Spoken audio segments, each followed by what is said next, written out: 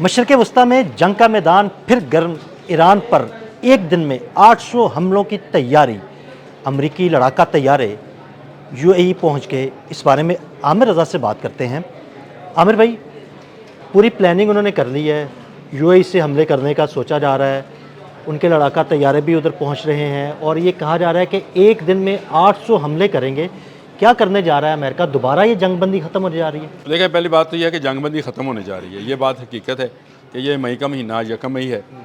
इस महीने से इस जंगबंदी का ख़ात्मा शुरू हो गया है और ये ख़ात्मा मेरी कोई वो इसको खुदारा नजूमियों वाला, मैं इसको कहान और नजूमियों को बड़ा बुरा समझता हूँ, लेकिन ये जो आलमी इस वक्त मंजरनामा है जो सूरत उसमें से जो निकल रही है और जिस तरह से मुत्तहिदा अरब अमारात को एक बड़े अमेरिकी और इजरायली फ़ौजी अड्डे में तब्दील कर दिया गया है।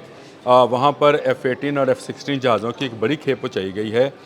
इसके अलावा भी जहाज़ हैं जो वहाँ पहुँचाए जा रहे हैं और वहाँ पर जो कार्गो प्लेन्स हैं वो मुसलसल प्रवास भर रहे हैं। इस पे तो हमने बात भी की थी। कार्गो प्लेन्स आए हैं जो है ना वो उतरे उस दिन हमने कहा था 14 आए हैं, 34 हो गए और हाइपरसोनिक मिसाइल्स जो हैं उनकी तंजीम जो है वो की जा रही है। मिसाइलों की बात हो रही है कि उससे हमला भी किया जा सकता है, जिससे हमला किया जाएगा और ये मुत्तहिदा अरब अमारात को जंग का मैदान बनाया जाएगा। आपको याद है परसों हमने इस पर किया था और मैंने कहा था कि ये जंग का मैदान जो यूएई को बनाया जा रहा है इस वजह से कि तेल अवीव की तरफ जो है ना जाया जाए, उसकी बजाय ईरान जो है इस तरफ हमला करे। लेकिन शायद इनके ये वहम ही रहेगा कि ईरान जो है वो सिर्फ मुत्तहिदा अरब अमारात में हमला करेगा, वो तेल अवीव पर भी लगातार हमला करेगा। उसके लिए उसकी प्रॉक्सीज भी काफ़ी हैं, यानी वो हिजबुल्लाह हैं, हौजीज़ हैं, हैफा की बंदरगाह है, करने शुरू कर दी हैं वो वहाँ पर वो करेंगे। ये कहना या सोचना जो है ये इनके लिए खामख्याली है कि इज़राइल जो है वो महफूज रहेगा और मुत्तहिदा अरब अमारात जो है वो जंग का निशाना बनेगा, मुसलमान को काटेगा। ठीक है कि जहाँ से हमला होगा वहाँ पर ईरान ज़रूर हमला करेगा। अब ये कहा जा रहा है कि रोज़ाना 800 फ़ज़ाई हमले करने की सलाहियत हासिल कर रहा है अमेरिका, ताकि ईरान पर वंस फॉर एवर जो है फतवा हासिल कर ली जाए। ये भी एक खाम ख्याली में समझें इसको कि ये बहुत सारी ताकतें जो हैं वो अमेरिका को मज़ीद इसमें जंग में फंसाती चली जा रही हैं। अमेरिका के बहुत सारे मफादात मुत्तहिदा अरब अमारात में मौजूद थे। मुत्तहिदा अरब अमारात के अंदर उनकी बहुत सारी कंपनीज़ काम कर रही थी जो कि इस सारे ब्लॉकेट जो कि अमेरिका खुद लगाए बैठा है आपने हरमुज़ पे, इसकी वजह से भी बंद हैं।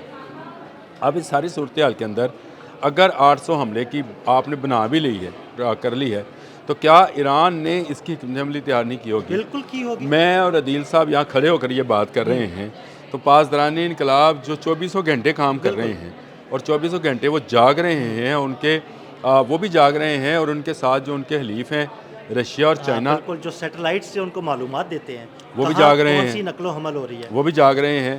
तो ये एक ऐसी सूरत हाल है जिसमें मैं ये समझता हूँ कि अमेरिका को जल्द निकल जाना चाहिए था। अमेरिका को मुज़ाकरात की टेबल पर यह शो कराना चाहिए कि हमने जंग से मतलूबा नतीजा हासिल कर लिए। अली हामनई जैसा बंदा जो है उसको शहीद कर लिया, इतने हमले किए, इतना नुकसान पहुँचाया। देखिए 500 मिलियन जो है रोज़ाना का नुकसान हो रहा है ईरान को। इस तरह की वो जो इलॉजिकली बना के और आप निकल जाते, लेकिन आप निकलने के बजाय आप फिर वो नेतन्याहू के कहने पर मज़ीद फंसने की तैयारी कर रहे हैं। वही गलती करने लगे हैं जो पहले उन्होंने की थी और नेतन्याहू के कहने पर ही मुत्तहिदा अरब अमारात भी फंसने जा रहा है। आमिर भाई देखें, पहले जो नुकसान हुआ दुबई में, मुख्तलिफ ममालिक में, मुत्तहिदा अरब अमारात में, मुझे लगता है अब तो बुर्ज खलीफा भी बचने वाला नहीं है। देखिए, ना बुर्ज खलीफा बचेगा, ना बुर्ज अल अरब बचेगा, ना इसके अलावा अबू धाबी के तेल के ज़ख़ीरे बचेंगे। देखें जिस तरह से वो प्लान कर रहे हैं, हमने अभी कुछ देर पहले ये बात की थी हाक जज़ीरे के ऊपर। अगर हाक जज़ीरे पर लेट से हमला हो भी जाता है तो उसका जवाब वो अबू धाबी में देगा। बिल्कुल ऐसे ही है, क्योंकि मुत्तहिदा अरब अमारात तेल की तंजीबात नहीं छोड़ेगा। मुत्तहिदा अरब अमारात को ये लॉलीपॉप दिया जा रहा है कि हमारा जो आयरन डूम है वो अब आपकी हिफाजत के लिए आ गया है। पहले तो नहीं कर सका किसी की, और आयरन डूम जो है ये इससे पहले भी ऑपरेटिव था। क्या कतर की अल अदीद एयरबेस पे आयरन डूम नहीं था? नहीं बच सकी। क्या अल सलाम एयरबेस जो कुवैत में था वहाँ पे आयरन डूम नहीं था? नहीं बच सका। जा क्या इराक की 2 एयरबेसेस जो उन्होंने ख़त्म की, क्या वहाँ पर मौजूद नहीं था? मौजूद था। हर वक्त एक नया हथियार जो है वो सामने आता है। अब आपको मैं मज़े की चीज़ बताऊँ, हिजबुल्लाह जो है जो एक सिर्फ प्रॉक्सी है ईरान की, उसने फाइबर ऑप्टिक के साथ ड्रोन उड़ाना शुरू कर दिया, यानी गुरिल्ला वार का एक नया हथियार जो है, और ताज़ा हमला भी किया, ताज़ा हमला किया, फौजी मार दिए। अब ये एक नया हथियार सामने आ गया है। जो मैं आपसे कहता हूँ कि ईरान के अंदर दाखिल होना जो है ये कोई आसान काम नहीं होगा। हाक जजीरे पे कब्ज़ा ये इनका ख्वाब रहेगा, वहाँ पर ऐसी गुरीला वार होगी जिसमें कुछ बचने वाला नहीं है। तो ये एक ऐसी खाम ख्याली है कि इनका आयरन डूम जो है वो मुत्तहिदा अरब अमीरात को बचाएगा, या ये 800 बार रोज़ाना का हमला कर पाएंगे। ये ऐसी भी कोई वो क्या कहते हैं कि किसी के हाथ पाँव बांधे हों, मुंह पे कपड़ा बांधा हो तो शायद ये मुमकिन है। लेकिन ईरान की हिफाजत क्योंकि उसके 2 बॉडीगार्ड भी कर रहे हैं, और ये मैं आपको बता रहा हूँ कि बॉडीगार्ड कर रहे हैं। बिल्कुल। और आपने उनमें से एक बॉडीगार्ड यानी रशिया का कल बड़ा सख्त बयान भी आया। जी बिल्कुल ऐसे ही है। रशिया बयान देगा भी और रशिया इस पर अमल भी करेगा। मैं आपको बताऊं, सिर्फ बयान नहीं देगा, रशिया का यूक्रेन के मामले में बहुत ज़्यादा मार पड़ी, उसको बहुत ज़्यादा धोखे हुए। उसको कभी यूरोपियन यूनियन ने, कभी अमेरिका ने यूक्रेन का नाम लेकर जो है दुनिया भर में उसकी तजारत बंद किए रखी है।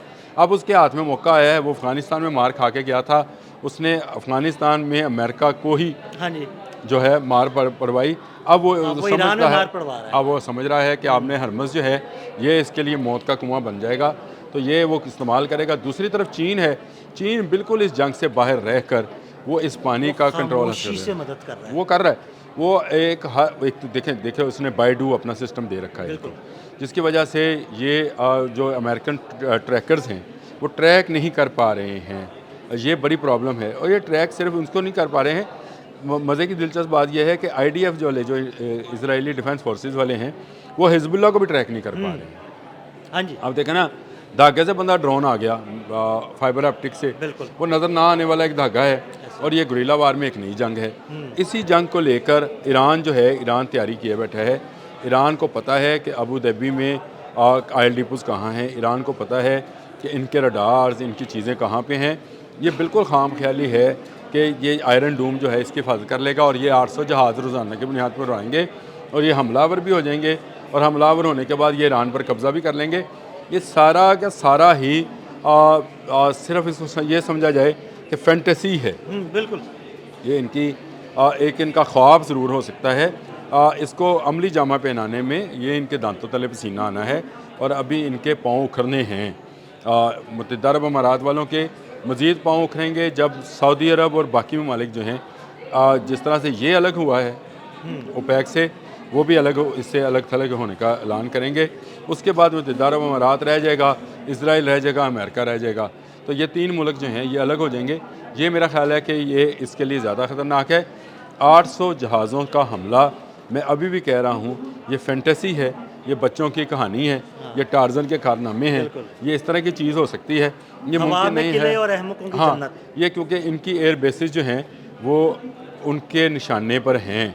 जिस वक्त ये हमलों का आगाज़ होगा, याद रखिएगा इनकी एयर बेसिस पहले निशाना बनेंगी, और इनके हाइपरसोनिक मिसाइल्स के जवाब में हाइपरसोनिक मिसाइल्स ही आकर इनकी बैटरीज को तबाह करें। बहुत शुक्रिया आमिर भाई। आमिर भाई ने बड़ी तफसील के साथ इस सारे मामले पर रोशनी डाली। मज़ीद अपडेट्स के लिए हमें फॉलो करते रहें। आदिल अहमद और आमिर रज़ा खान को इजाज़त दीजिएगा। अल्लाह हाफ़िज़।